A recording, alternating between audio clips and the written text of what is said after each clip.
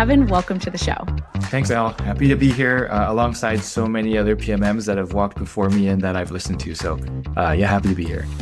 Awesome. Thanks so much. Okay, I'm really excited to talk about this because it's something that I think a lot of PMMs have encountered before. So we're going to dive right in. You're currently at Fleetio, and I want to come back to that. We're going to talk about how this kind of all intersects into your career. But today's case study is about HIMSS. So give us a quick snapshot for those who may be listening and like, I've heard of HIMSS, but I don't know exactly what it is. Like, give us some context on that. Yeah. So HIMSS is a global healthcare organization that's really focused on helping healthcare systems like acute organizations like hospitals and their healthcare leaders use information and technology to improve the patient outcomes of those that in which they serve. Not to be mistaken with Hims and Hers, which I understand is like a different sort of pharmaceutical brand that's in the United States. So they're very much on the sort of global healthcare side.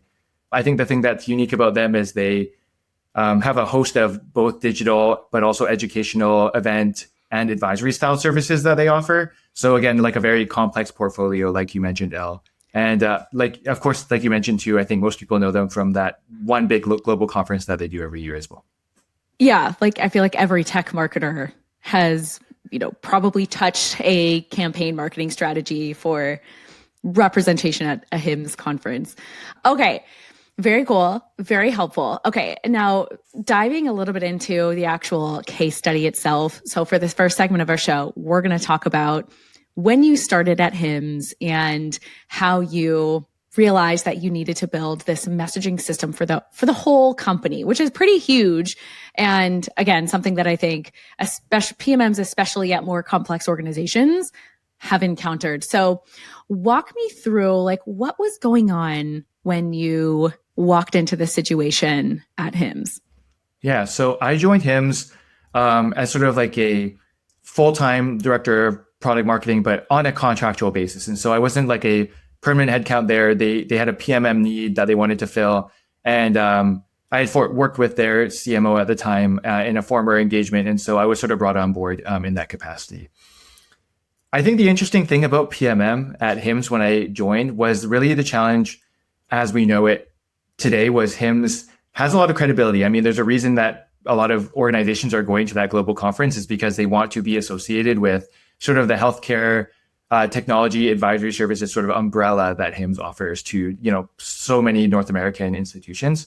And, they have a lot of that credibility, they have a lot of that expertise, and they have a very broad portfolio. But I think that sometimes works against an organization like HIMSS where that same portfolio is very fragmented.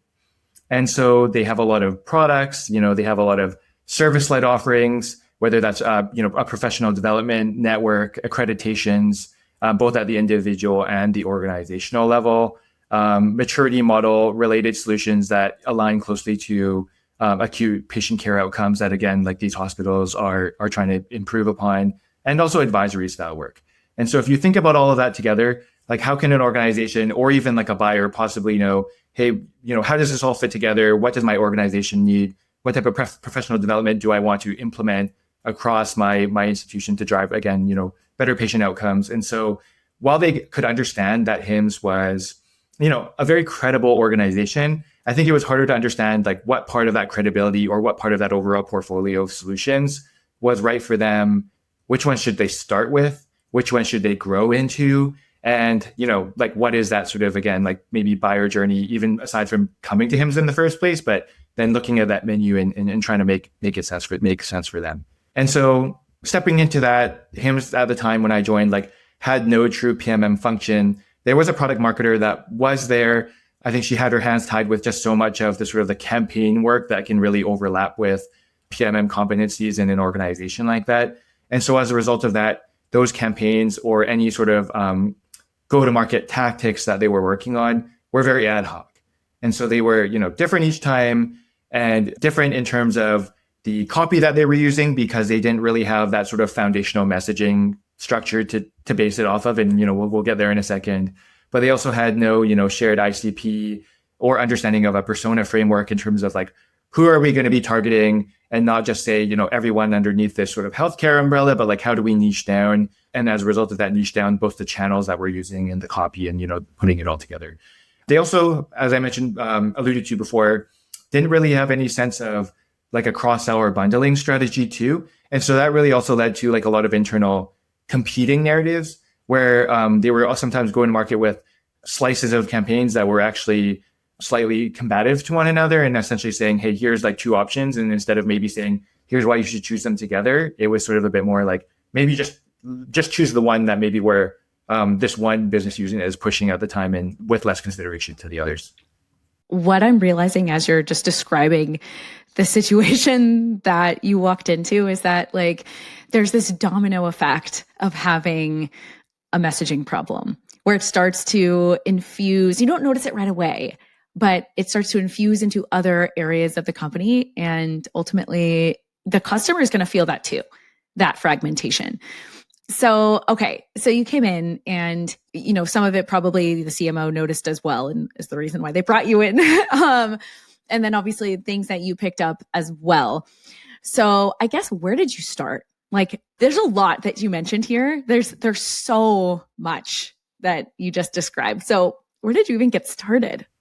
Yeah. So I think as most consultants are usually being brought on and knowing that your time is limited in that organization and you're trying to have an outsized impact, I was really brought in to help just create more scalable, evergreen kind of like iterative processes and foundations that eventually they could bring in someone full-time in-house to be able to sort of anchor on and create this like, again, like repeatable motion across their portfolio as it relates to like product marketing and different go-to-market activities, or how to have PMM as a function be better plugged into all the existing functions within HIMSS. And so, product organizations, service-led organizations, and then of course like the marketing team in terms of like being able to use all that foundational stuff in the various channels in which they're upkeeping and wanting to improve upon. And so really building up the product marketing discipline from the ground up.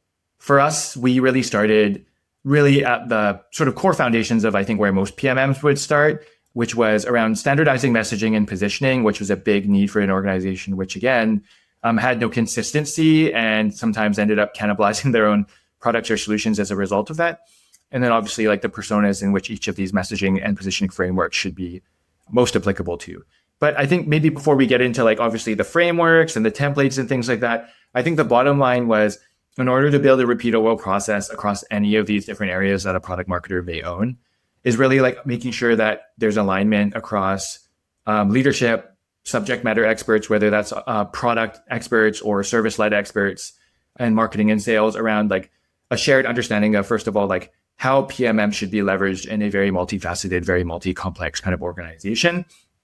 And to do that, I think obviously before you're applying templates, you need to understand what those templates should be leveraging information off of. And so the task for me from day one was, let's build a good relationship with all of these internal stakeholders that I mentioned. Let's make sure that we can build some sort of repeatable engine here, but also earn credibility, not just for myself, but for that product marketing function that needs to be able to be stood up and well understood. And that starts with voice of customer and not just internal opinion. And so I think like most people do a listening tour when they started an organization. I think it's not just listening about, hey, what are the problems in the market, but what is the relative understanding of product marketing within that organization? And so how can you understand first, like what type of gap you might need to jump just in terms of getting, those internal folks on board in full agreement that way. Okay, so you just mentioned a bunch of, I would say like big objectives that you had, which is, I think it's really smart that you put those down, thinking about like, okay, here are the like big rocks that I'll need to get a hold of before we actually get started. So once you actually like put those into action, like what does that look like? And I like that you talked about like building basically the PMM discipline and making sure that leadership and stakeholders aligned with that. It kind of sounds like a PMM charter. I don't want to put too much like words into your mouth, but you tell me like what kind of like actions did you take, as the next step? Yeah, it was a little bit of a charter, I guess you could call it. I think I heard this term the other day, and I'm going to steal it because I just feel like it's really relevant in this sort of case example. Is like really what we wanted to do was come in on day one and say, hey, if we're a restaurant and we're just opening up our business and we're sort of doing that soft opening, here's like the menu that you can sort of order off of right now, right? Like here's the appetizers, the kind of things that like a product marketing team should be able to support on. Here's maybe your entrees, which are obviously like the things that, PMM can take the lead on. And then, yeah, you might notice these things that are maybe like part of a menu that might be able to come in the future, but understanding that today we're sort of like in this soft opening phase and we want to kind of serve you again, like the dishes that we know that we can serve really well, in the beginning of opening up the kitchen and the service and things like that. And so for us with that charter or with that menu, as we would just put it just now, we started with the messaging and positioning side. And one of the reasons why we chose to do that was I think that when especially like executives or stakeholders who are less familiar with what PMM can bring to the table, a lot of the times starting with messaging can be valuable because it can also just be an great internal documentation exercise of essentially putting a plan on a page and getting stakeholders to be able to commit together on that being sort of the right strategy moving forward. Because what is a positioning document if not a strategy well documented? Yeah, absolutely. Exactly. Okay. So you started with basically the messaging and positioning, getting the plan on the page. Like once you have all of that, buy-in or whatever from executives, then what do you do with that? And like, and I guess like before we get into that, I want to double down on a comment that you made, or I guess maybe more of an observation based on your comment. At the start of this, we talked about the whole big picture mission that you have is to create a process, right? A system. And I love how your mind and like action plan immediately went to, I need to get my stakeholders on board in defining like what the product marketing function even is before we even start with building that system. Because the system's not going to work if they don't have beliefs and aligned on the foundation of that system. So I thought that was really good, I guess, course of action. So once you do that, then like, I guess, and before we jump into like what the outcomes actually looked like for you, is there anything else to the story in terms of like you build out the messaging, like what else contributed to this like system, this messaging system that you built? And then I want to hear about the results. Yeah. So I think, as we were building out that sort of menu charter, and we decided, hey, messaging and positioning is going to be where we're going to start first. Before we actually started I started putting pen to paper on sort of like getting to work on that messaging. The first action that we actually took was it starts with education. And I maybe have alluded to this a little bit in my earlier statement, but I think what we can sometimes take for granted as product marketers with a familiar model, such as like a messaging and positioning framework. And, there's many of those templates out there and you can't really go wrong with any of them. But I think you can kind of look at it and you can immediately understand sort of what the relative value of that looks like. I don't think the same can be always said with, again, like an executive stakeholder who has never worked with a product marketing team before, or has, maybe been dismissive in the past of what value a messaging and positioning document can have as instead of, trying to get to the heart of it, which is oftentimes like, oh, this is nice, but like, can you show me it on a web page? You know what I mean? Like that kind of analogy. And so I think starting with education first, the way that we wanted to approach it was, okay, how can we build something in the way that they can perceive the relative importance of it? Or like, how can we start really at ground zero and assess with these stakeholders, have they ever seen a messaging or positioning document before? And if they have, like, did they buy into it? Or if they didn't, why was that? And so I think that's where that listening tour really came into play. And I think one of the things that I had understood while I was starting to meet with these stakeholders was some of them had obviously seen like a messaging framework before. Some of them had worked with a PMM team before, but some of them haven't as well. And so instead of maybe starting with something that was a bit more on the marketing side, like a little bit maybe too fluffy in terms of like the different categorical components of it, again, working in HIMSS, which is like a very healthcare driven, very technical kind of stakeholder audience in which they serve and which comprises their sort of employee base as well. We ended up choosing, I think, a framework that's just rooted in a lot more of the practicality in which they prefer to understand things. And so for that sort of framework, we chose, really rooting what the messaging should be for each of the products and solutions in sort of like that common pains, gains, and jobs framework. So again, like what is the buyer's pains? Like what are they feeling that provokes them to go find a better way to do what they were currently doing in the past? What are obviously the gains? And so what are they trying to get out of that? And that's obviously not just for the organization, but obviously commonly overlooked is like the individual that's feeling the pain the most pronounced, the one that's going out to find the solution, there's an intrinsic motivation for them to be able to do that, right? They want to see more competent in their job. They want to get a promotion, whatever that sort of looks like. And we want to make sure that we're capturing those gains. And I think that was well understood by our stakeholder group as well, because they, care immense. These healthcare professionals, are they take a lot of pride in their work, and they want to, they also want to be recognized for that type of work that they are providing. And so gains is a powerful thing in the healthcare sector at times, and then obviously jobs. And so across a acute organization like a hospital, there's a lot of both technical and non-technical folks that are involved in patient record keeping, overall patient care, tracking outcomes. And so how do we make sure that we're capturing all of the very disparate jobs sort of under that roof? And so I think even by educating stakeholders on a framework like that, you can sometimes even see their eyes light up, where they're like, oh, like this is a great way to categorize something that maybe I have been thinking about or even writing down on a notepad, but I didn't know how to like collect my thoughts in such a way. And that's where I think PMMs are invaluable in our ability to sort of like help categorize across a wide body of folks with different opinions, like what that ultimately looks like. And so I spent probably like the first 2 weeks of joining HIMSS and, breaking down that menu and then figuring out, okay, how do we do that listening tour and open up people's willingness to be educated about product marketing and messaging.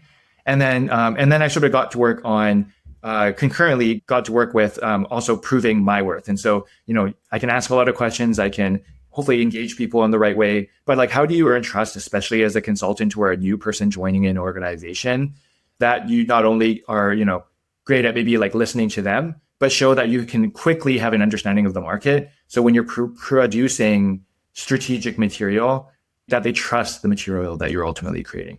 And so concurrent to that, I conducted a lot of like sort of VOC research upfront. And so wanted to show that I'm not just hearing from them and then repeating back to them what they just told me in terms of their understanding of the market, becoming my understanding of the market.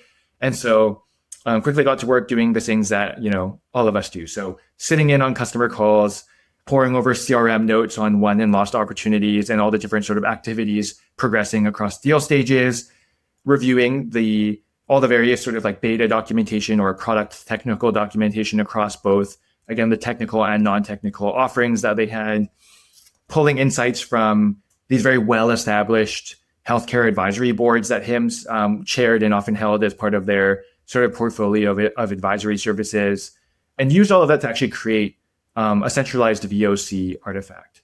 And really, in order for me to then bring into a part I'm going to talk about in a second, which is around like workshopping and sort of showing a bit of myth versus fiction through that as well.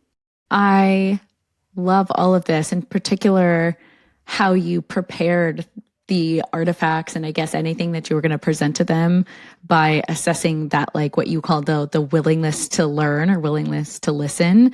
I think that's something that just when you're in a rush, you've got big objectives, you have a lot on your plate. It can be easy to skip that part. So I'm very eager to hear kind of like once you did, that's a lot of work, right? It's like sifting through the VOC work and sitting down with all the SMEs and getting their feedback and getting their perspective on the market.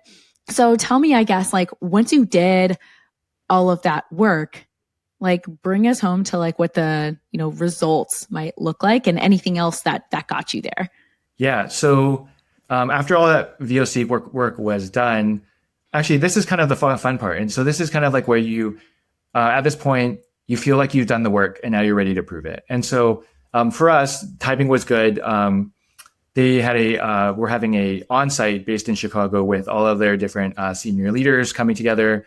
And so, and as part of that, with actually very little product on my side, and again, this is, I think, like the importance of getting buy-in up front, I had actually asked for an extra day of that onsite where I could dedicate it to doing a bit of that messaging and positioning workshopping on like together, physically together at that onsite. And so we were able to bring together those senior leaders. We all met in Chicago, and I conducted a messaging and positioning workshop. And so bringing it all together, this is sort of where I was able to talk about the pains, gains, and jobs framework that I had already briefed them all on. So they were familiar with it. They sort of knew what to expect through this process, and so you didn't need to do education up front with and hope that the 12 people in the room all understand it the same way right away. Like we've done that preparation. We've prepared them in that way. And so through that, we put up a bunch of actually these big whiteboards with, like your sort of like breakout of tables with like pains, gains, jobs, like how does a customer describe it? Like all of this type of Did stuff. you use sticky notes? Please tell me there were sticky notes. Sticky notes, yes. Love it. And we got to work. And so, I think that the senior leaders were all able to share their different viewpoints, some of them, on more of the technical product side, some of them that were more on the maybe accreditation education side, some of them that were more on the sort of advisory side. And so we got a lot of like different viewpoints, which I think was really great. And once we got those sticky notes all mapped out there, that's when I brought out the VOC. And so I didn't want to immediately come in and say, hey, I know better than you. I had a chance to talk to all of you, and I did my own VOC research and only listened to me. And instead, what I said was, let's listen to each other. Let's all write these down. Let's see what we agree with and what we may disagree with. And then how do we overlay that VOC that we created now over top? And so I ran them through the VOC and sort of was able to show them, like, again, these are the data points that we got them from. Like, here's how we earned some credibility in the room as PMMs. Like, here are the sources of the data. But not just are we like arbiters of data, we're not data analysts, but here's what the data means. And so we would take the VOC and like in a live exercise, sort of map some of that VOC data over those sticky notes. And so that's essentially, sounds fancy, it's just more sticky notes on top of sticky notes and sort of like a VOC sticky note with obviously like the opinionation kind of sticky note. And, I think the good news through it all was, thankfully, because I have seen this go a bit more awry than this, we found about 70% alignment between sort of like the pains, gains, and jobs that the senior leadership perceived them to be. And, obviously what we were seeing in terms of, the advisory boards that I was able to sit in on, some of the CRM notes and things like that as well.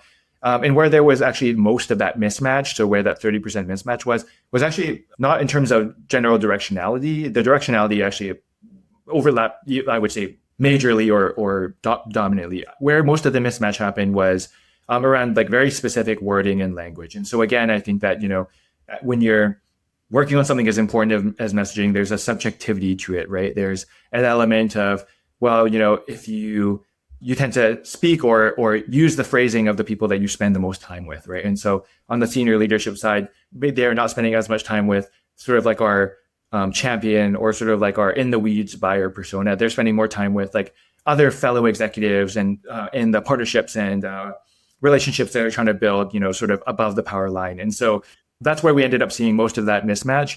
And really where, again, using everything as an educational moment, the sort of final great point as we sort of departed from that senior leadership on site was using this workshop not to just build buy-in to whatever we put on the sticky notes, but again, slowly bringing them along that journey to be able to say, hey, like, I think we all learned a little bit more about our audience today. And then let's continue to think about that moving forward as now we start to consult with other groups through that process as well. Yeah, bravo. It's so hard to get that executive alignment. But what I've noticed throughout your story is that if this big workshop that you were doing was kind of like the big game, right? You were preparing for the big game like every moment before then. You know what I mean? Like you had, almost like practice shows or, where you met with some of those stakeholders ahead of time. So by the time they saw something in the workshop, it wasn't the first time they had seen it. Like you had kind of like been preparing their like readiness to accept what you were going to unveil to them in the workshop. So I just think that was so, I don't know how much that, I think it was pretty intentional the way that you did that, but I thought that was a really sharp strategy. Okay. So what I want to do now is take this case study and turn it into a playbook. And you've kind of given us some pieces of that already, but let's say that I'm a product marketer who is kind of going through the same thing where I work at the super complex organization and I have all these different offerings. I have services, I have products, I have, subscription models, all et cetera, et cetera. And no one's speaking the same language. And I am coming to you as my coach. Where do I get started in all of this? What's step one? Step one is assessing stakeholder readiness. And I think, that was pretty clear up front. I think if you're sometimes like itchy on the trigger figure or itchy on the action, like I am sometimes, and you just want to like jump straight into messaging documents, that sometimes can get you in trouble. And so I think what you really need to do is understand how an organization currently thinks of what product marketing can bring to the table, and messaging obviously sometimes being like a very strong component of that. And so the real blocker with step one, or even before you move beyond step one, is that different teams have different beliefs, right? And so does the company understand truly the difference between positioning versus messaging, and messaging versus copy, maybe most importantly, important than ever? And then from there, does sales trust the way that PMM puts together messaging in the first place? Do they understand the process? Do they have that implicit trust, or do you need to earn it? And so what steps do you need to take to earn it? I think that a useful question to ask when you're joining an organization for the first time is, when you're understanding the baseline of the understanding of product marketing or messaging, like what prevented that last attempt from being successful? So the last attempt of building personas, that last attempt of writing messaging and having it stick through enablement and through marketing channels. Like what was the hindrance, and how can you learn from that before you make that same mistake a second time, and maybe erode that trust further without knowing it? And so I think first and foremost, you have to educate the people on why what you're working on matters and how it can help that organization make better decisions downstream of where that work is happening. Yeah. I love step one because it's all about earning trust. And that is going to be the biggest hurdle, especially if you're somewhere where trust has been broken. I worked at an organization that I was like the third PMM leader to come in. And it was just like so hard to get all of the stakeholders to trust product marketing again. It took a long time. It took like almost 6 months before I finally got everyone. I mean, we're talking a massive organization. So I appreciate some of the tips that you give on how do you assess that, and, maybe how you start to earn trust. So, okay, step one is assessing stakeholder readiness. So what is step two? Step two is doing the voice of customer work. And so again, once you understand that organization's readiness, now you need to ground the work in evidence. And so that's where earning your seat, especially as a consultant or a newbie, this is where that gets done. And so otherwise, whatever you're working on, messaging in this example can become a debate about internal opinions as opposed to, here's yes, there's an art to writing messaging, but there's also a science to it. And so here's the science. VOC gives you that shared source of truth. And in him's example, admittedly, the data setup was not perfect compared to, I think, the way we can use AI and a lot of the new ways that we can collect that voice of customer tooling. But back then that wasn't present, but we had something, and that was better than nothing to earn that trust. It was enough to identify the patterns and keep going. Yeah. Yes. Okay. I love that you mentioned AI, and I want to come back. So we're going to get into a couple other side topics before we move on in the playbook. So earlier on in our conversation, you mentioned that oftentimes stakeholders can confuse messaging with copywriting. And that is so true. I cannot tell you how many messaging strategy meetings I've been in where every word was picked apart. And there are times when you should pick apart language, that there absolutely are. But sometimes it was just no, this isn't website copy. That's not what this is. So I'm glad that you called that out. And then I'm also glad that you called out AI. And I have some questions for you around AI. Now, I remember interviewing somewhere because I had done I've always been a very strong believer in voice of customer work and talking to customers and synthesizing CRM data with sales calls transcripts and actually talking to customers. And I remember interviewing somewhere once, and they were shocked at how much time I spent doing the VOC work. And they thought, how do you have time for that with all of the because PMMs do everything. We're responsible for so much. So how do you have time for it? So that's no longer an excuse now. With AI, we can, jump over some of those hurdles. So how do you think about AI changing the VOC collection for messaging work? And especially how would you compare it to this particular project if you were to do it again? How does AI play a role in that? Yeah, I think it changes things quite drastically. And so when I was at HIMSS, this was maybe closer to 5 years ago at this point. And so None of that at least existed, at least to the competency level that it does today. But yeah, it can help a lot on the research and especially on the synthesis side.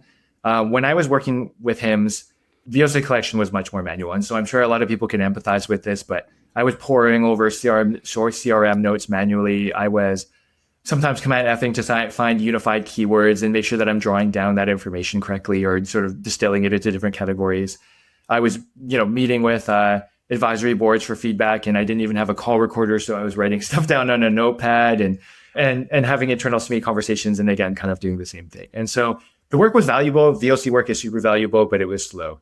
I think today with AI, it's just so much easier to turn unstructured customer data into structured customer data. And you can get that from all various facets of your organization. And so, call transcripts are one way that you can, add that in. Same thing with sales notes that are in your CRM, customer interviews, support tickets, public reviews from review sites, things that are on community forums like Reddit. And with AI today, you can pretty much just take all of that, put it into like a second brain, and then be able to like query that information or prompt it in any which way to make sure that you are slicing and dicing it as many different strains as you need to be able to get that insight. And so the work just moves faster. But the one thing that I will say about AI for data research or synthesis is, if anything, it just makes PMM judgment more important than ever. I think I said at the top again that PMMs are not data analysts, nor do I think we should think of ourselves as them. Instead, the data can come from anywhere, right? Like I think we can work with really great data teams to get information. We can work with our product teams to better understand maybe the user and how they're different than maybe the research we're doing on the buyer. But ultimately, I think it's that PMM sense or gut that you can sort of continue to build upon over time to say, okay, well, it's not just about me being an echo chamber of all the same insights that everybody else knows, but like, what's the strategic insight that I might have as I'm pulling these all together? That's where that strong sense of, I think, PMM opinionation comes from. When someone's coming to you as a PMM, they don't want your data, they want your opinion. And I think that's really important. I am so glad that you said that, because one of the cautions that I have to PMMs who are not skipping the VOC work these days, they're doing it, but they're doing it with AI, which is helpful, so helpful. Like we just talked about how helpful that is. But my caution is for, and particularly for junior PMMs who are just kind of starting their product marketing careers, and they didn't experience product marketing life without AI like you and I did. So they don't know what it's like to sit there with a pen and notepad to take hand notes, or plug in pages of notes into a spreadsheet, sift everything together. Like they didn't have to do all of that. So, but, and there's definitely pros and cons to this, but I think one of the cons, and that's why I call it a caution, and I want to get your perspective on this.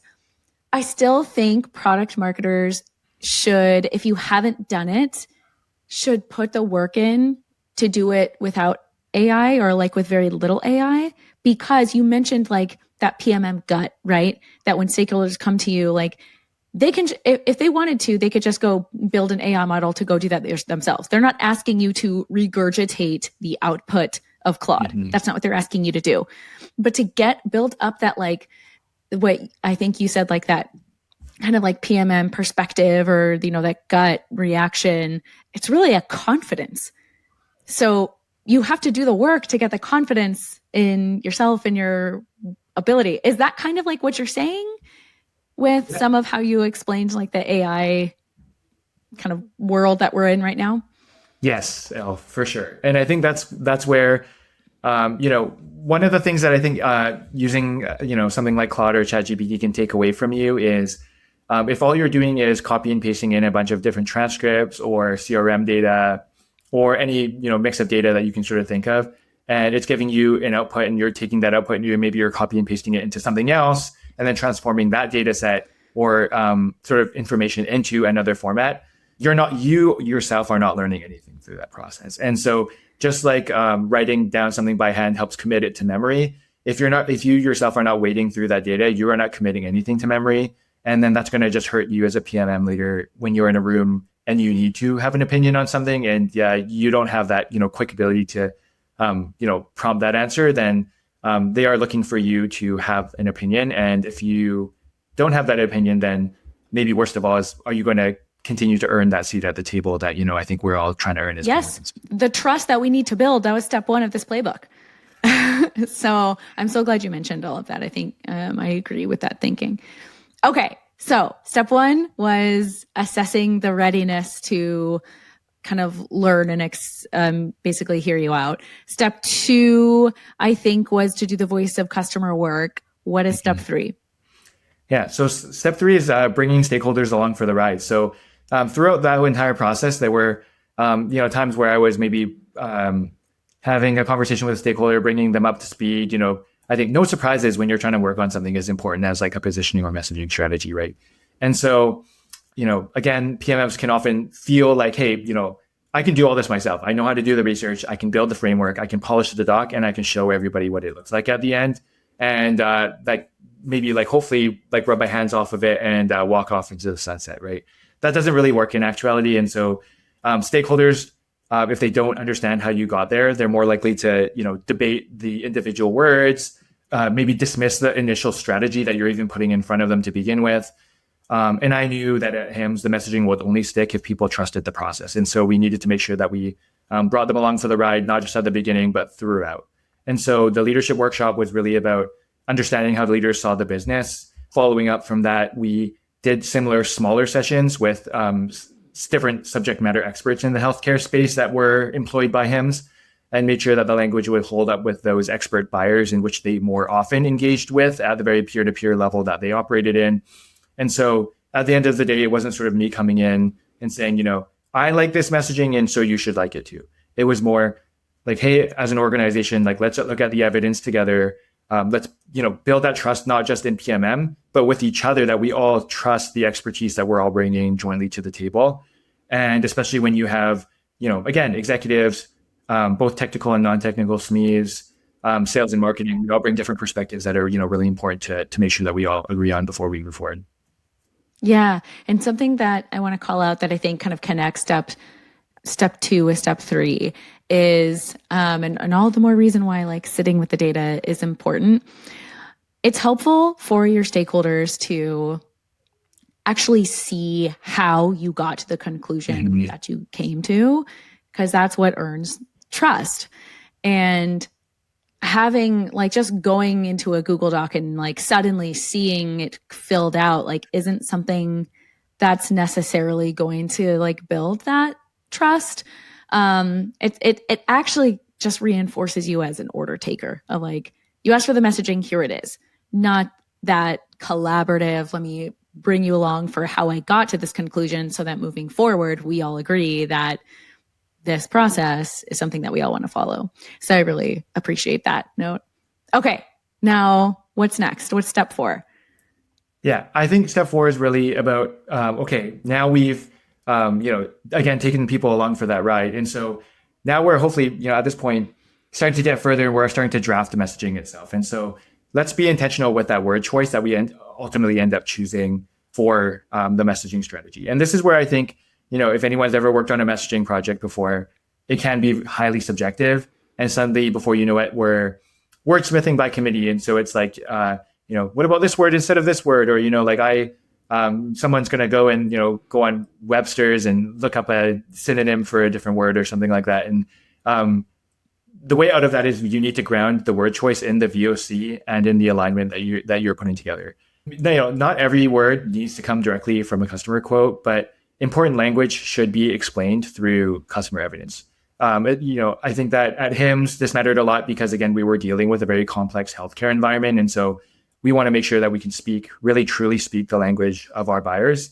And so we had to be very deliberate about word choices, what words to also avoid, and like what terms specifically meant. And so as part of the messaging framework that we ended up putting together, we actually had very clear excerpts where if we were being very particular about a word choice, we would call out why we need to be particular about that. And like, if you were to swap maybe these 3 words, that might be okay, but this 4th word, don't swap it. Here's why. Here's a specific reason. And so that's where we need to be clear where we're getting that from. Is that VOC? Is that other stakeholders?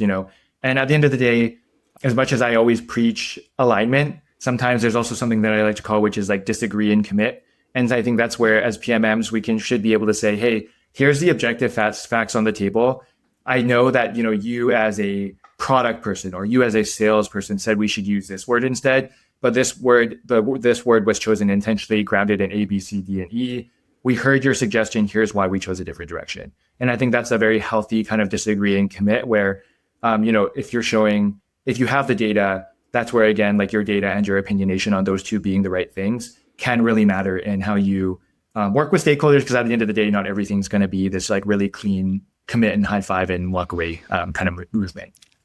Yeah, I appreciate you kind of highlighting some of the sometimes you don't agree and it's a uncomfortable situation to be in, but just kind of relying on the data and the evidence is really a helpful way to move forward.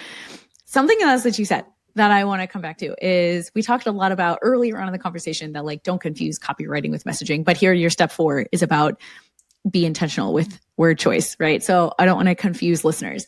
Something else that you said earlier on too, which is related, is that when you were doing these workshops with your stakeholders, executives often had different probably word choice because they were having more peer-to-peer conversations, not like, I don't know, maybe practitioner level conversations. And I think that's so important. That's something that happened a lot at some of the larger, more complex organizations that I've worked at, where we had to recognize which persona are we talking about here, because the worst case scenario is when you build messaging that was intended for a peer-to-peer audience of executives, and somehow that's the narrative and that's the messaging that gets used for practitioners.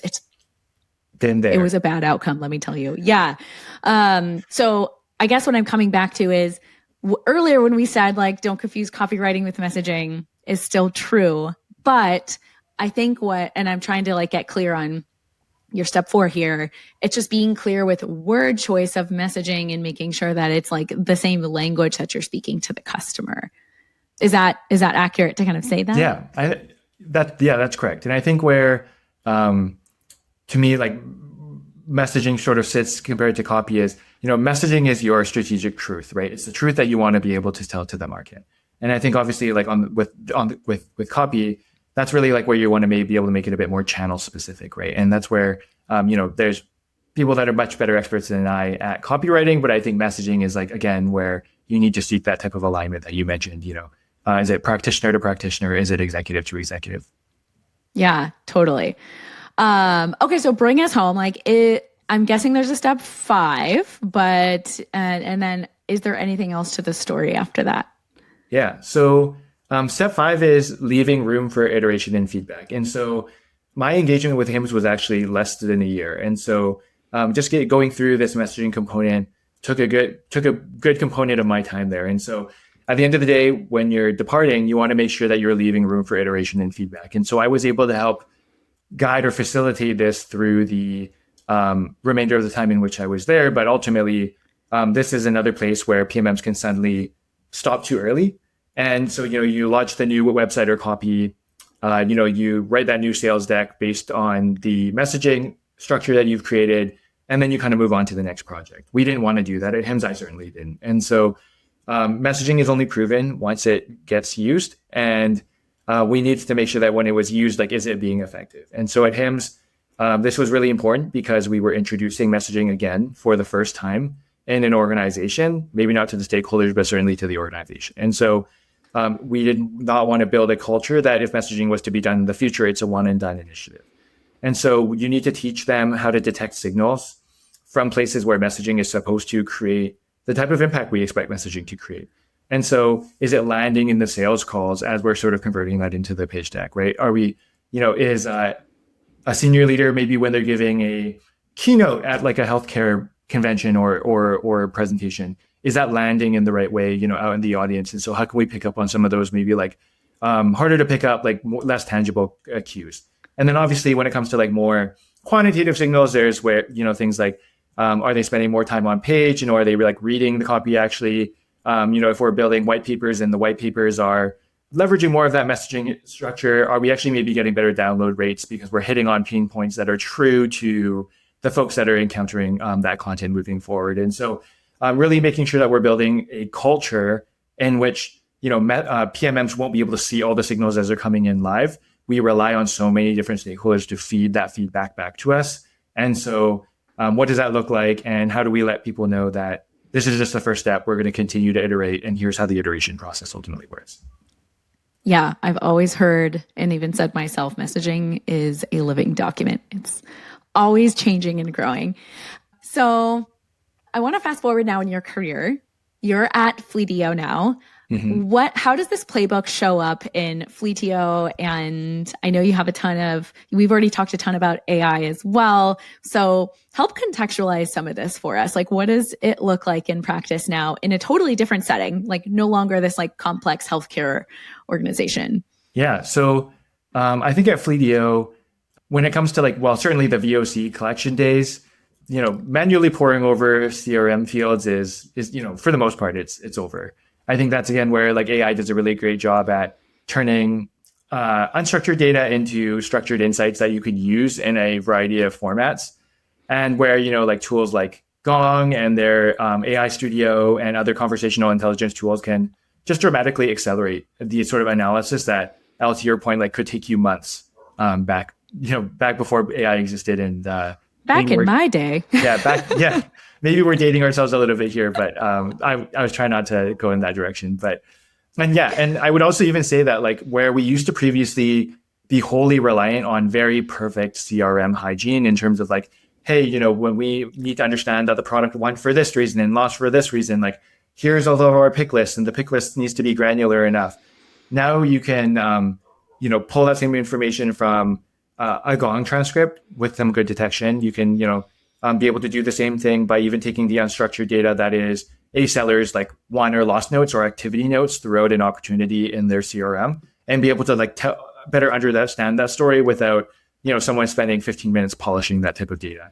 And so that's the one piece that I think has changed the most in that playbook. But then not only how do you take that VOC, but then when you're writing the messaging in step 5, when I was talking about that iterative feedback loop, that's also where I think, the times are changing. And so AI has been able to really step in and add, I think, a bit more directionality, or at least maybe not causation, but strong correlative ties between, I think, what a PMM does and the sort of impact that it might have out there in the field. And so at Fleetio, one thing that we are looking at right now is, again, if you have that sort of foundational messaging, and again, enforced by that more scaled sort of way of gathering VOC. In your messaging, you can also be a lot more specific because you spend less time in the CRM data. You can spend more time in the different slices of what that messaging can ultimately look like. And so for us, when we're dealing with a technical buyer, there's obviously a lot of different sales plays in terms of if they're wanting to use our API, or they're wanting to use an integration with us, or they're looking at using any of the sort of data interoperability features that are available, not just in Fleetio, but across the board. And, let's say your seller's not super technical and they shouldn't actually need to know the 100, the 5-foot view. It's okay for them to primarily just understand maybe the 20-foot view.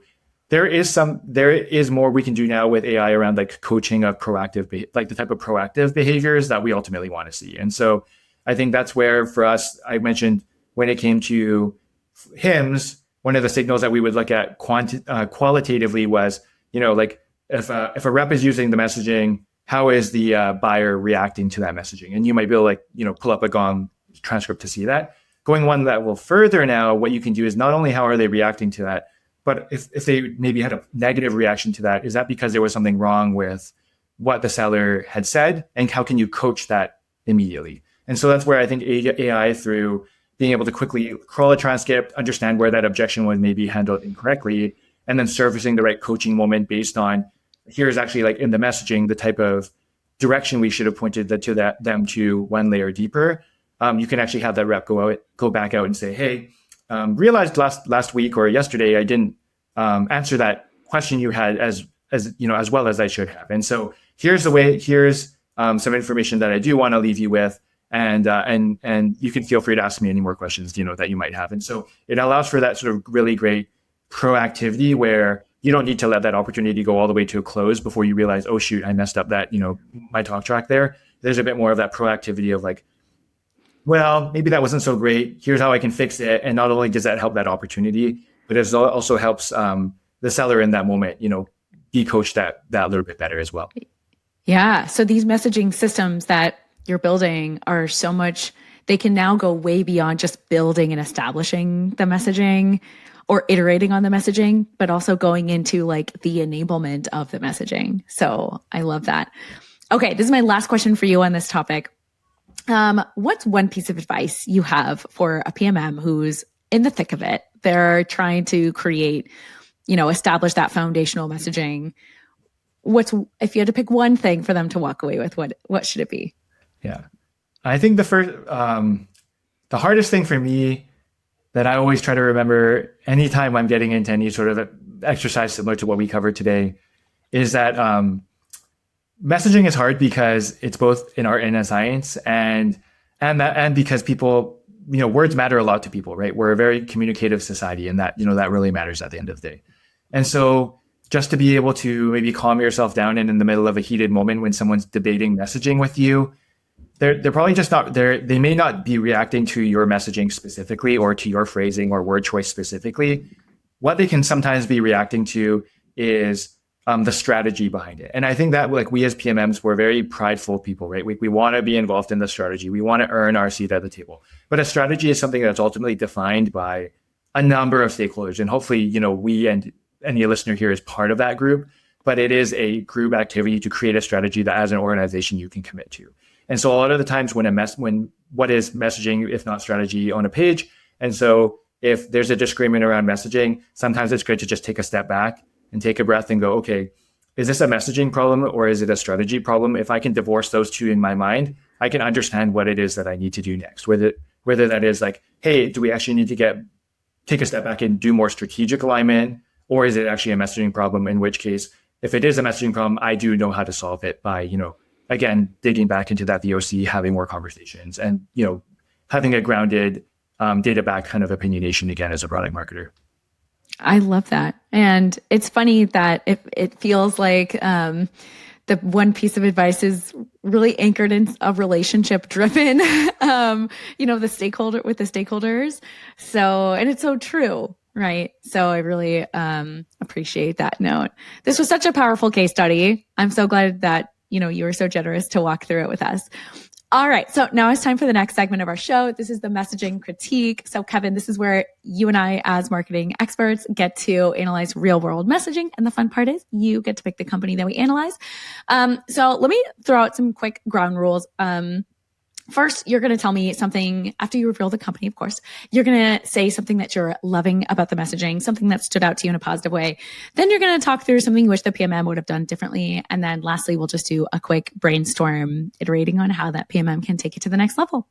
So without further ado, please reveal the company that we'll be looking at today. Yeah, so I'm going to, I think, take this a different direction than some of your other guests in the past. So I'll pick a physical device. And so for those of you who are familiar with Brick, it's a physical sort of square device. And it essentially helps you lock your phone down so you stay more present in the moment, which I need to sometimes when I was going to say, this should be a required product for like every American household. Okay, so it's getbrick.com is the website for anyone who wants to kind of follow along. So, okay, walk us through it. Like, tell us about the messaging and like what stood out to you. Yeah. So I think what really stuck out to me was that. So first of all, I think they lead a lot with, yes, like a very generic statement at times. And that maybe is part of my critique if we're going to get there later on. But really take your time back. But in terms of like how they message around maybe that key position is not through actually using your phone more. And so right away, they sort of call out the competitors in the space, which are like these other apps that sort of will help you limit your screen time by downloading yet another app in which you can set that time restriction. With Brick, they make that more of that action more physical. So the value isn't just in blocking apps; it's actually from removing that moment of negotiation with yourself, where you're like, "Oh, I'm going to extend my limit 15 more minutes." You're actually locking down that entire phone, and it makes it easier. At least maybe now I'm speaking purely anecdotally about myself. it makes it easier for you to go, okay, well, my phone's locked down. I'm just going to put it in that drawer and I'm going to come back to it like after my kids are asleep or, like after I'm spending, more time doing maybe what I should be doing at the end of the day. All right, so let's get a little bit into the critique now. You gave us kind of like a tease of it with the generic piece. Go a little deeper. Tell us more. Yeah. So yeah, I think, like I said, I think the whole adage of like helping keep time is still a little bit of a generic keyword. I think what really helps Brick differentiate themselves, and why I ended up purchasing a couple for us was they're not really just solving, I think, like a screen time problem. They're ultimately solving like a willpower problem, and so maybe again speaking for myself as I guess now calling myself someone with weak willpower. Once you sort of log down that phone and it's truly been, I guess, bricked as the way that they might want to call it, I think that it reestablishes the willpower that you may not have had previously, right? So, I know I can't access this, and there's going to be not just one step of extending screen time, but a physical step of repairing it with the brick, another physical step of then going into my phone and hitting, yeah, I do want to get unlocked. It's that multi-step process that I think is such a strong factor, and also like maybe strategically where you have that brick in your house. And so if you have your brick like right when you walk through the front door, are you really going to want to shame yourself by walking back to the front doors, to unbrick it again when you have the urge to? So Yeah, yeah. Okay, so what I'm hearing is kind of like a behavior change, and it feels like they're kind of like anchoring around time saving, which is I feel like a lot of PMMs fall back on that. I'm not gonna lie, I have in my career. But they have so much more opportunity here that they could lean into. So help us iterate a little bit. How would you take this to the next level? yeah, I think I'd maybe like build off those moments that I just spoke about. So like you're walking through the door, I mean, I'm not walking through many front doors these days because I work from home, but you're walking through, you're walking through the front door, maybe you're off work.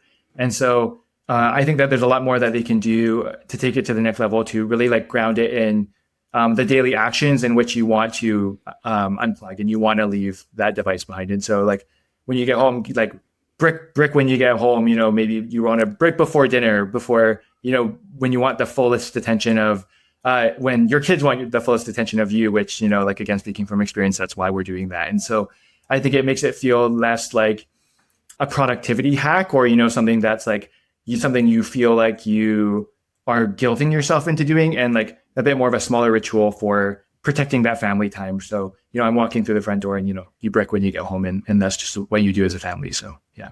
I love that. Like, and again, like it's coming back to like establishing like positive behaviors. So really interesting. So, all right, shout out to any brick PMMs out there. You've got some fans and we have some ideas for you to try out. Check it out. All right. So, Kevin, one thing that I always like to make space for on this podcast is a moment of gratitude, because as product marketers, we never get to the next step in our career without learning from others. So this is just a genuine thank you for taking the time to prepare for this episode. And then, of course, come on and have the generosity to go deep into your case study and share your expertise. Thank you so much. And then also, I'd like to turn it around and give you the chance to give some shout outs to some PMMs who have brought you to this moment. Yeah. I guess in a full circle moment, I will give a shout out to my friend Jonathan Pippick from Blue Manta. I know he gave me a shout out when he joined your pod, and so I'll return the favor. Jonathan is just like one of the most genuine PMMs that I've ever met. I think that he's so kind, so powerhouse awesome. PMM, and just so generous with his time. And he's someone that you can just talk shop with all day. And I think that like he was maybe like the first PMM that I feel like became a true friend that I've never actually worked with before. And I think that's like a good testament to the type of connections that he's, I think, built with the community. So definitely, Jonathan, best ones for you. Shout out, Jonathan.